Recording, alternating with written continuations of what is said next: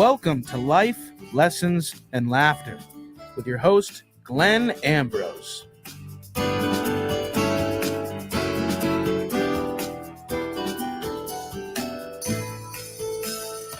Hello, everyone. Welcome to the podcast. Let's bring in Benjamin. Bam. Just like that. It's like magic. It is. It's like magic, except it's not because I'm just hitting a button. See, now I can go full screen. Whoa. Hey, everybody. Welcome to Life Lessons and Laughter with Ben Barber. And now it's just you. And now it's both of us.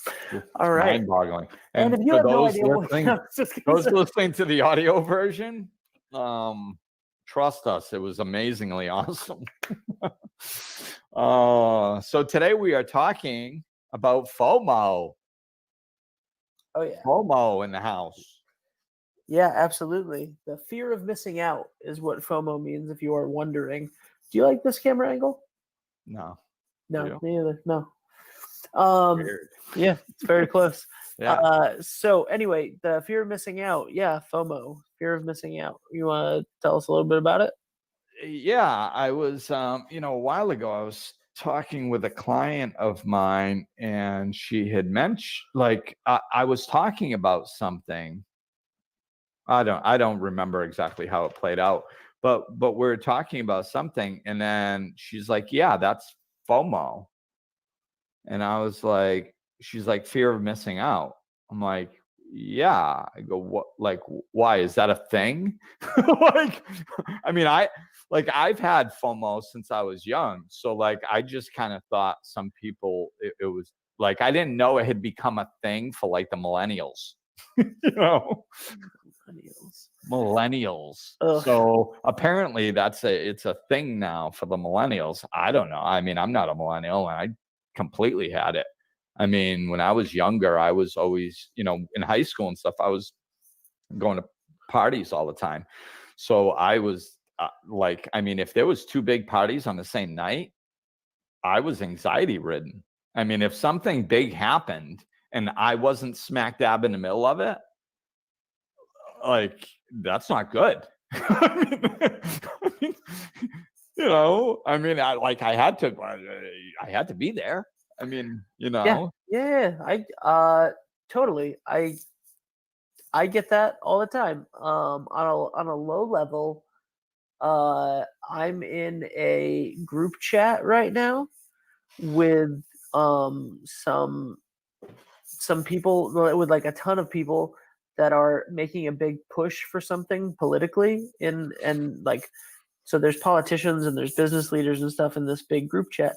And I've moved for the last week. I've been in the process of moving, and I had to just completely ignore that group chat. And when I say there's a lot of stuff happening, I mean there's probably 300 text messages a day happening in that group chat. And they're all important policy related issues that involve our state and stuff. So it's information that I should know and is pertinent to my job and my business and all of it, and I just couldn't look at it because I was way too busy. And every single time I got a text, I went 30 more text messages. Oh my God. There's no way. I couldn't, I am so I think I'm pretty removed from the FOMO now. Yeah. I think the more grounded you get, the less FOMO you have. I guess that remains to be seen.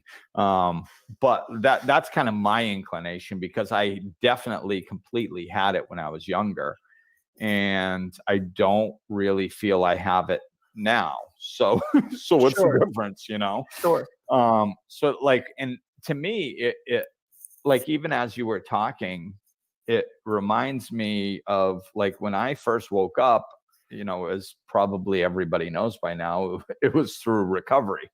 So when I was in recovery, one of the things that I heard was in AA, as well as other organizations, they have business meetings.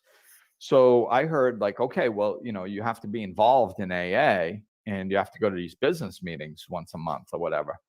And fortunately, my sponsor was of the opinion that there's many ways to give back, business meetings are one of them.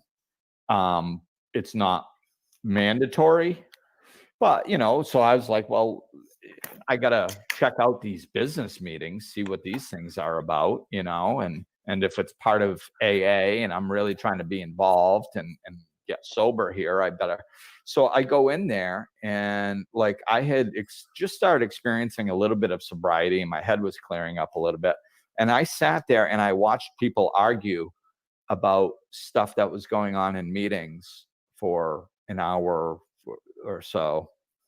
And I was like, oh my God, the whole time I was just thinking, this is exactly what I'm trying to get away from by getting sober. My life, this like looks like my life. Like my life is just constant arguing and just, you know, bickering about little things. I don't want any of this. And at the end of the meeting, everybody knew that I was like the newbie there. So they kind of, I don't know if they went around the room. I don't remember, but they asked me, so this was your first business meeting. What did you think? And I said, well, I think that I'm never going to another one if I can help it, because this is exactly the stuff that I'm not interested in. But the cool part about that was that the opinion of many other people in AA, as well as my sponsor, said, if you don't go to business meetings, if you do not take part in the responsibility of coming to decisions, then you must fall back and agree to go with group conscience, what they call group conscience, which is whatever everybody else decides. If you're not going to go stick your nose in there and give your opinion, then you can't sit back in the meeting and say, they shouldn't be doing this. They should. If you want to have a say, you better get your butt to a business meeting. If you don't get your butt to a business meeting, then keep your mouth shut about what decision they made. And I was like, okay, I will keep my mouth shut about whatever group conscience says is fine by me. And the amount of freedom that I felt was immense. So that was like my beginning of going, yeah, most of the stuff in life, as well as in those business meetings, didn't really affect me. If it got bad enough where it was so warped that it was just ridiculous and I didn't want to be part of that meeting anymore, I'd just leave and go to another meeting. Just stop going to that one. You know, like, and that's kind of how I've lived my life a lot since then. It's like I don't get involved with complaining about and fighting over little things. And like, you know, I can't not say this. I want to not say this because it sounds like I'm making a judgment on what you're doing, and I'm not. I think everybody has a right to choose whatever they want. You know, because if I have the choice to choose what I want, everybody else has a choice. So I'm not saying everybody should do what I'm doing. That's what I want to make clear. What I do, though, includes politics. This is why I stay out of politics, because I saw, you know, once I got sober, I looked into it and I saw the same people, sometimes the exact same people, but people arguing over the same things 20 years later and 30 years later. And I went, oh, I'm just going to stay out of that stuff. And I mean, it's more to it than that. It has to do with my personality, too. You know, like if I lean into something, I'm very opinionated and I'm very passionate. So if I lean into a political situation and get involved, I'm going to be smack dab in the middle. I'm going to be shooting my mouth off left and right because that's what I do. And I have to be ready for that. I don't participate kindly, like, and like, you know, just, oh, like I'm either all in or not. It's like my personality. So I don't do well in those circumstances. So my personality mixed with my spirituality made me decide to stay out of that. Like I said, I'm not implying that everybody should do that. I think it's important that some people are in the political circles because it's a, you know, reflection of our society. And I think it's a necessary part in life where we are. It's just I'm not the one to be in the middle of it. That's all. So we have to make our own choices, is what I'm saying. Yeah. But yeah. But yeah, I'm fine. Like 90% of what happens in the world, I'm fine with the general consensus, because most of it doesn't affect me. If they say, oh, we're going to, raise your taxes 1%, and you didn't vote, so you didn't get a say. All right. I guess my taxes are going up 1%. Like, I would rather pay 1% tax increase than go spend my energy arguing over the 1% tax increase. And it doesn't matter whether I agree with it or not. I just don't want to spend my energy arguing over it, and I'll adjust on the other end. So, but what I found is most things in life are like that. Most things that people argue over and put their attention and their energy towards, it never changes anything. They just argue about it because nobody's interested in change. They're interested in being right and arguing over it. So they get caught up. So once I started understanding that, this fear of missing out on things, once I started seeing that, like, most of the stuff, there wasn't even anything to it. Like, I'm not missing out on anything. It's an illusion. Most of it doesn't affect my life. Most of it, it just doesn't. And like, what if somebody has a different opinion than me? Well, I have to voice my opinion. No, I don't. I don't. Like, it's okay. They're probably going to go home thinking the way they think, whether I voice my opinion or whether I don't voice my opinion. So, like, there's so many little things that are like that it's just, I think the more we learn to take our hands off things and start looking at them closely and start determining whether is my input relevant here? Is it necessary here? Can I make a difference here? Does it affect me if it goes either way? Not really. Okay, then save that energy to put it towards something, that's important to you. Instead, we spread our attention to things that aren't important to us. Yeah, absolutely. Let's talk about some of the bigger, because of the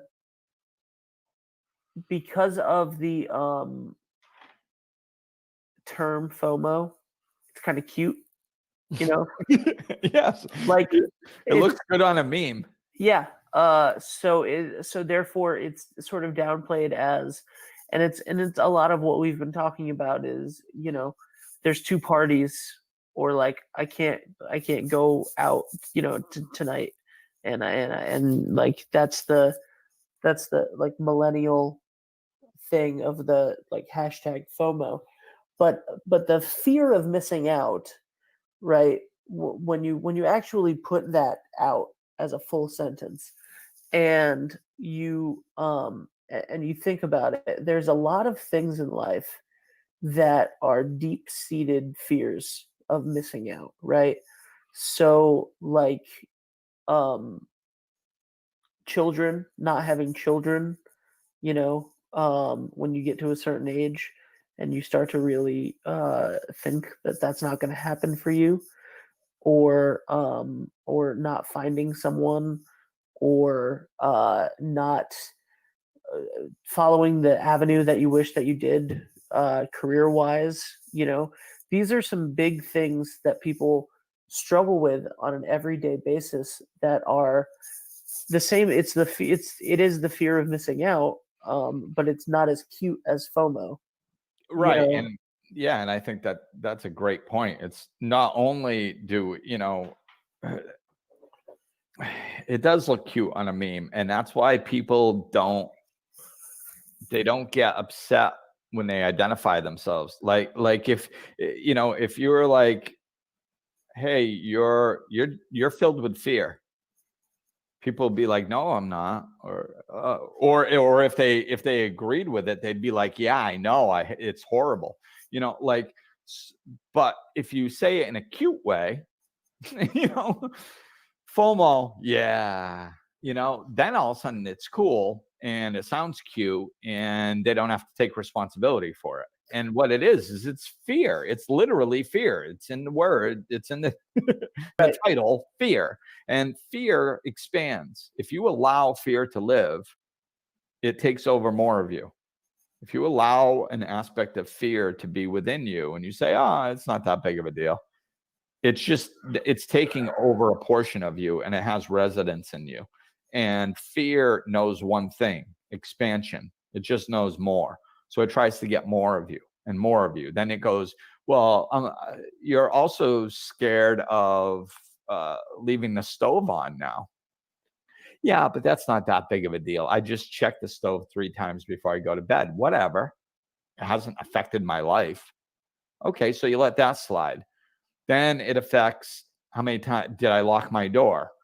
Then it affects, and it just takes over more and more and more of you. That's why when you see fear, you should, if it's small, attack it then.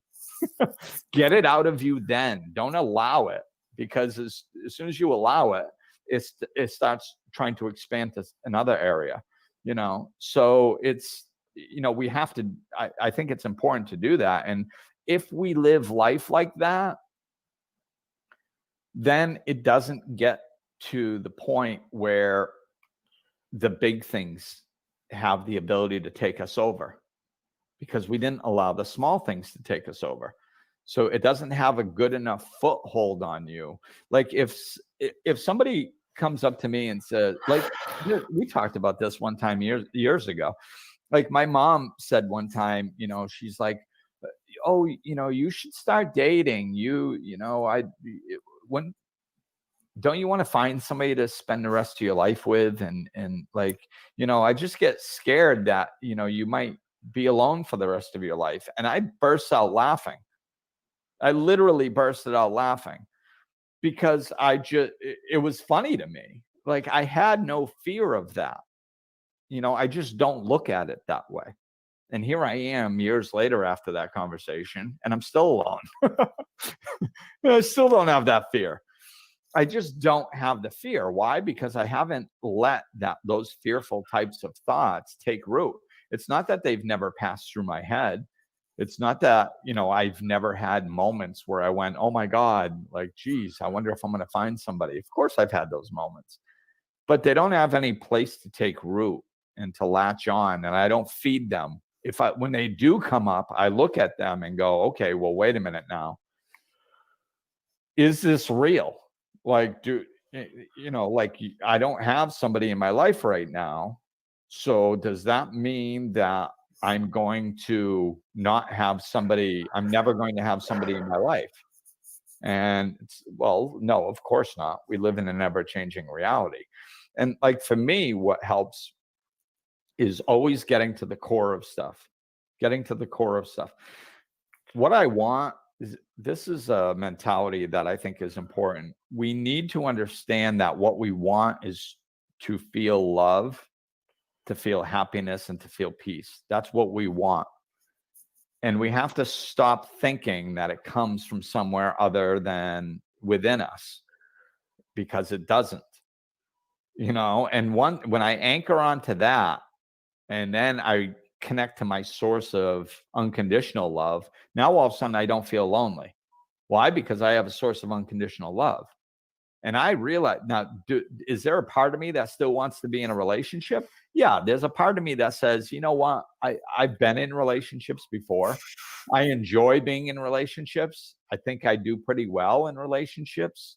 It feels comfortable and natural to me. So therefore, I think that I would probably be in relationships. I don't think we have heartfelt desires for things that we're not going to fulfill.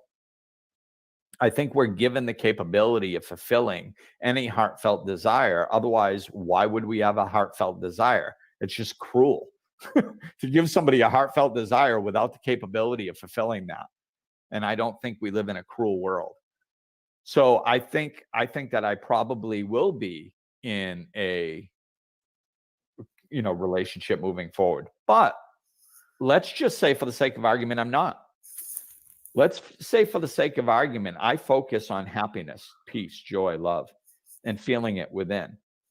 And then all of a sudden I get to a place one day where I'm so filled with love. I am so happy. I'm so content. I'm so joyful. And I look around and I go, you know what? All that desire to have a romantic partner in my life was completely ego-based. I couldn't tell it at the time because I was identified with ego. And that's where the desire was coming from. And now that I'm completely content, peaceful, and happy, I could care less if I have a romantic partner in my life to share the rest of my life with. I'm connected to all, and that's fine for me, and blah, blah, blah. Maybe I'll come to that realization one day. And if I do, that doesn't mean that I'm sacrificing or I lost. See, subconsciously in our brain, we think that if we get really happy and we let go of something that we think is going to make us happy, then we lost. It's like, no, if you're so flippin' happy that you don't need anything, it's okay. You're not going to miss it, because remember the foundation of what you just said. You're completely happy, you know? Like, so what we need to do is, and this is kind of like a manifesting chart that Mike Dooley has, which is really cool, is he has all the small things moving. I don't even want to say left to right because I don't even know what my hand's doing on the screen because it's backwards. But everything moving this way with small things over here and large things over here. And the ultimate end is happiness. And he says, when you focus on this side, you get everything to this side of it. So if you focus on something small like a car, that's all you're going to get. But if you focus on something like a job and you need a car to get the job, then you'll get the job and the car because it's smaller. It's to the side of it. So he says, focus on happiness way over here.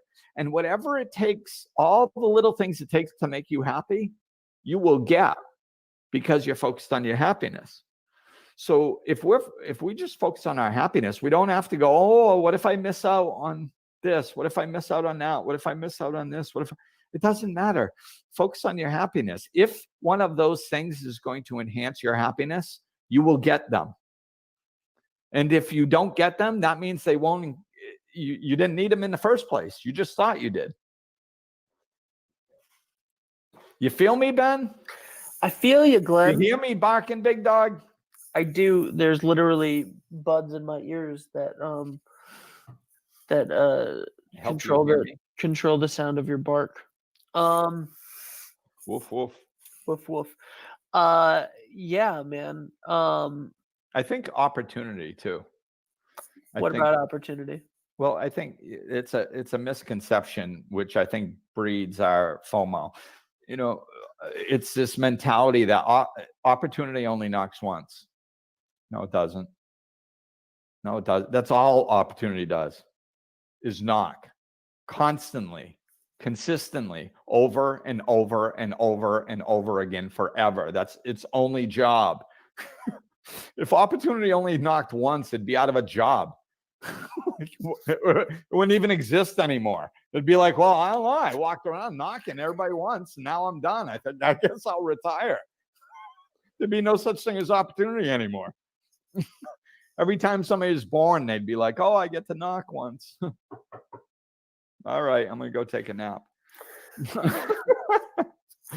So opportunity always consistently knocks. So we don't have to be fearful that we're missing out on an opportunity. You know, I mean, of course we want to keep our head on a swivel and look around for opportunities and capitalize on them when they come. But if we don't, look around tomorrow. There'll be another opportunity, another one the day after that, and another one the day after that. I mean, we live in an abundant world. There's always opportunities. You know, the universe is always setting up. It's always changing instantly. So it's as soon as we make a choice or we choose not to decide, the universe sets up a whole bunch of choices based on that. And then it's like, okay, well, we are never in a place where we don't have a way out, or we're never in a place where we don't have an opportunity to move up. We always have those opportunities. They're always there, Yeah, absolutely. Yeah. Opportunity would be out of a job. That was Should that be a quote? Yeah, it should. Think about how you want to word it, because Yeah. it's hilarious. I just don't know. You went on for about 3 minutes, so I don't know if it would fit on a meme. Yeah, I'll have to shorten it. Yeah, absolutely. So big and small, is it the same? Is it all the same? Is It it is. It's the okay? same because it's the same energy, and that's which is, of course, a good point. We have to, we have this tendency that if something's small or something's large, we go, well, yeah, it works in the small things, but not the big thing. So no, it's all the same. It's because everything's energy based, so it's like, if you're in a dysfunctional relationship and somebody throws a spoon at your head one day and then they throw a dish at your head the next day, it's the same thing. It's an issue. Like, yeah, it doesn't matter, like, if one makes you bleed and the other one only causes a bruise. The fact is you have things being thrown at your head. That's a problem. So the size of it doesn't matter. It just matters what energy it is. So the fear of missing out, manage the small stuff, and then you'll be able to manage the big stuff. But it's hard if you're riddled with little fears and then you go try to take on a big one. I'm not saying that you can't do it. It's just hard because it's, you are one, your energy is vibrating at the rate of fearful. So fear has a greater hold on you. Yeah. So, I mean, and of course we can do it backwards. I mean, we can there's more ways to do things than one. So I mean, we can go attack the big one and all the smaller ones fall away a lot easier. We can do that, but I think the other piece is understanding that we're not, the other part of FOMO is we subconsciously or unconsciously think that we are going to be more of ourselves if we experience something. Yeah. We're going to be a better version of ourselves or something if we're, and this is usually subconsciously, because when you start saying it out loud, it starts sounding silly, but it makes sense in our heads, I experienced that. So that's, now I am one who experienced that. Like, so like, how does that make you a better person? Yeah, absolutely. I just thought about this. I have been experiencing FOMO in a specific topic, area, genre of my life for about 3 months, for a long time, but in a specific situation that you're aware of because you're my life coach. Uh, but it was but there was definitely fear of missing out on something because of what you just said. You have expectations, like you think that something is supposed to be a certain way, so you have a fear that you're missing out on that thing, and then what you don't realize is that you're focusing on what you think you're missing out on, and you're missing the thing that's in front of you. And I had a wonderful opportunity to get clarity on that a couple times in the last week or so, and it's completely that once the fears were out in the open on every aspect of that, and I mean like deep fears that don't get talked about. Once the big fears were talked about, the little fears went away. Right. And the FOMO, for the most part, went away. And what was left was happiness and peace and joy and appreciation for what is there.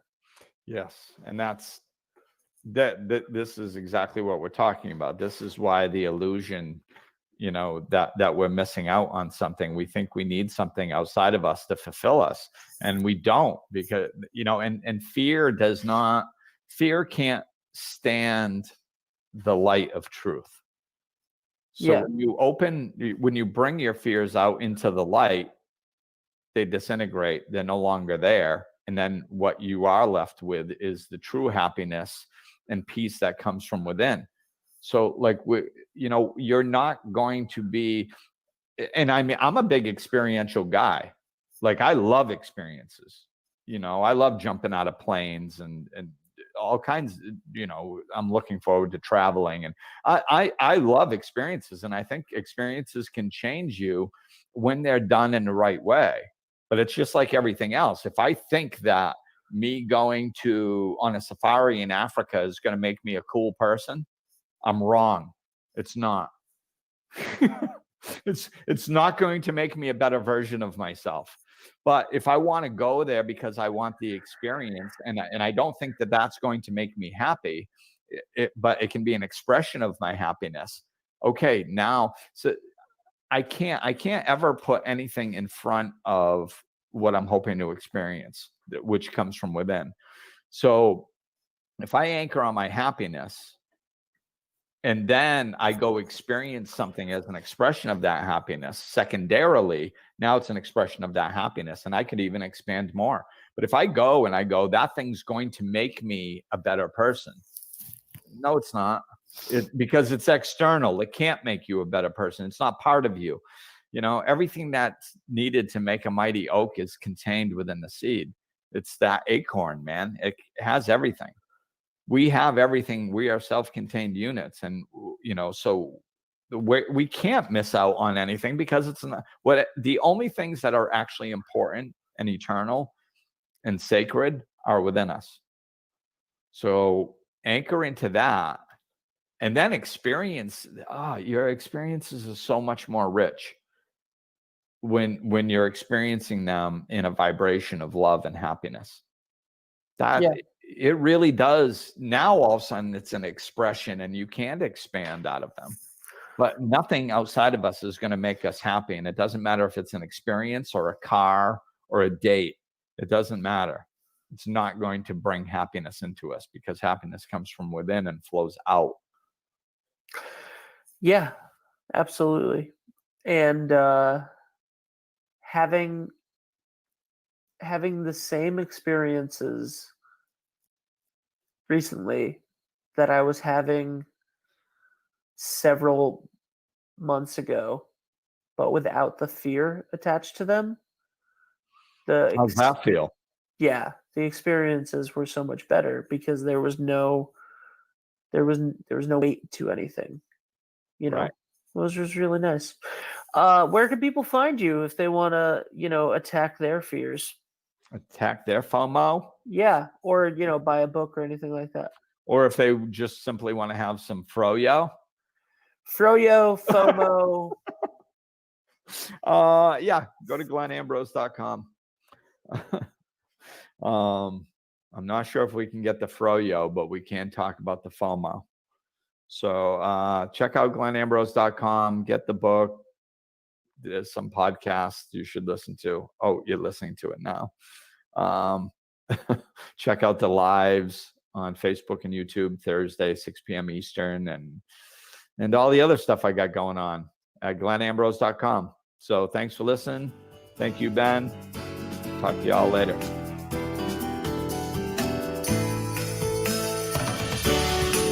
Glenn is available for life coaching sessions. To book an appointment or for more information, go to glennambrose.com, follow him on Facebook and Twitter, or click the link in the description of this episode.